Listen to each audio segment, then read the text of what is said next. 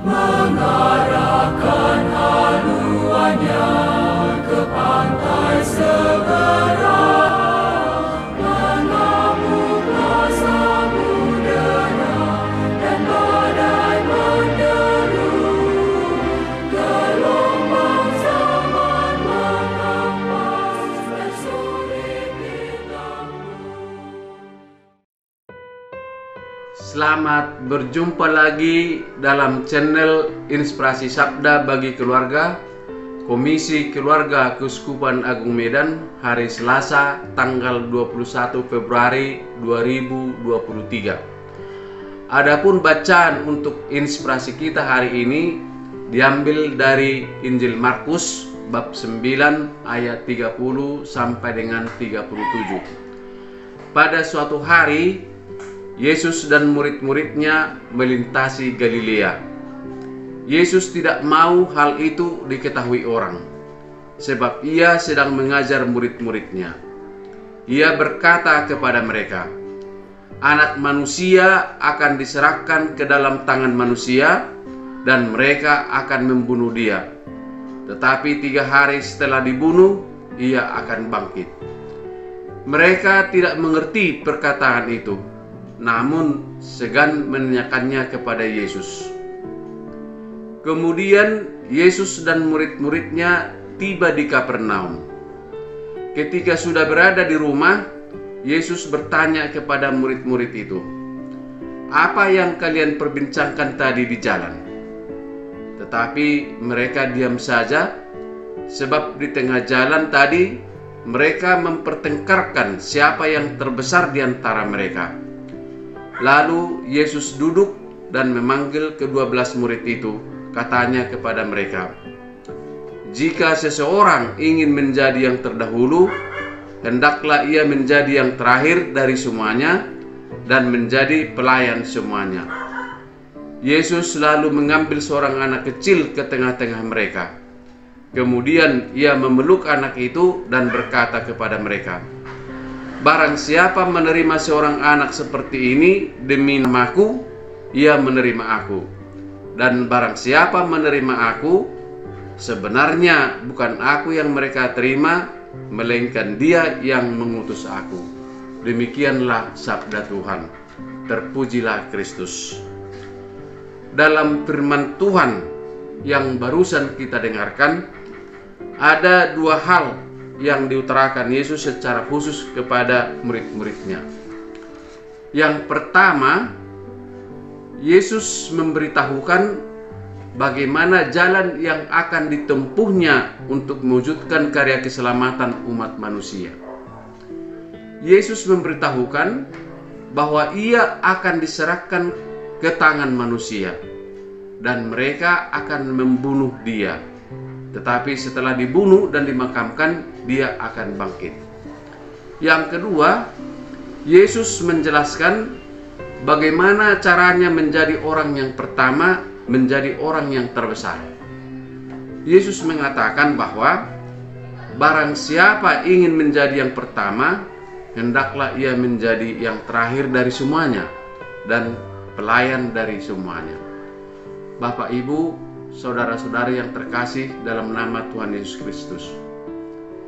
Biasanya Yesus memberikan pengajaran didengar banyak orang. Tetapi pengajaran tentang jalan yang ditempuhnya untuk merencanakan, untuk melaksanakan kehendak Allah dan bagaimana caranya menjadi orang yang pertama, hanya diajarkan kepada muridnya saja. Inilah yang istimewa bagi kita orang Kristen. Yang pertama, mengetahui jalan Tuhan untuk menyelamatkan kita, yaitu melalui jalan salib, wafat dan kebangkitannya. Inilah jalan Tuhan, dan itulah jalan pengikutnya juga. Maka kita harus melalui jalan salib kita masing-masing, wafat dan bangkit seperti Yesus sudah bangkit dari dan naik ke surga.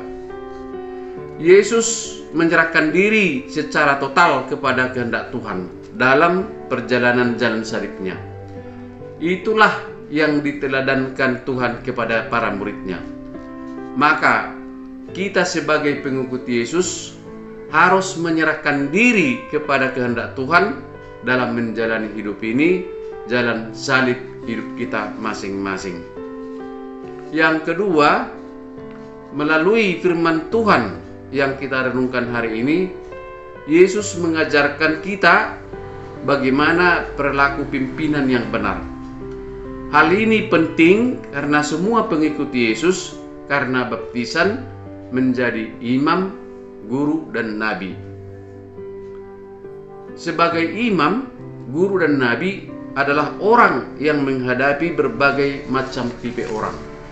Maka dalam menjalankan tugas perutusan ini dituntut pelayanan yang total, yaitu menjadi pelayan dari semuanya dengan sepenuh hati, jiwa, pikiran, dan raga. Mau melayani orang yang terbaikan, orang yang tidak diperhitungkan. Yesus mengumpamakan orang yang tidak diperhitungkan, orang yang tidak berdaya itu seperti seorang anak kecil. Orang miskin, orang kecil sering terabaikan dalam pelayanan. Lebih senang melayani orang kaya daripada melayani orang miskin. Kita menjadi yang pertama, menjadi orang yang terbesar karena pelayanan kita kepada semua orang dengan sepenuh hati, pikiran, jiwa, raga, dan bahkan nyawa. Bapak, Ibu, saudara-saudara yang terkasih, terutama keluarga-keluarga yang dicintai dan diberkati Tuhan. Keluarga kita adalah sarana yang dipakai Tuhan untuk mewujudkan karya keselamatan umat manusia. Karya keselamatan dimulai dalam keluarga. Keluarga adalah gereja kecil, tanda cinta kasih Tuhan di dunia. Oleh karena itu, tugas perutusan sebagai imam, guru, dan nabi harus diwujudkan dalam keluarga. Ibadah keluarga dilakukan setiap hari. Pengajaran-pengajaran iman dilakukan dalam keluarga. Penyerahan diri, rela berkorban, dan melakukan kehendak Tuhan diajarkan dan diteladangkan dalam keluarga. Setiap orang dalam keluarga menjalani jalan salibnya masing-masing. Jalan salib kita adalah menjalani hidup ini sesuai kehendak Tuhan walaupun apapun resikonya. Saling melayani, terutama melayani yang tidak berdaya, dimulai dari rumah tangga. Semoga dengan bantuan Roh Kudus kita dapat menjalani hidup kita masing-masing sesuai kehendak Tuhan dan menjadi pelayan bagi semua orang dengan sepenuh hati, jiwa, pikiran, dan raga. Amin.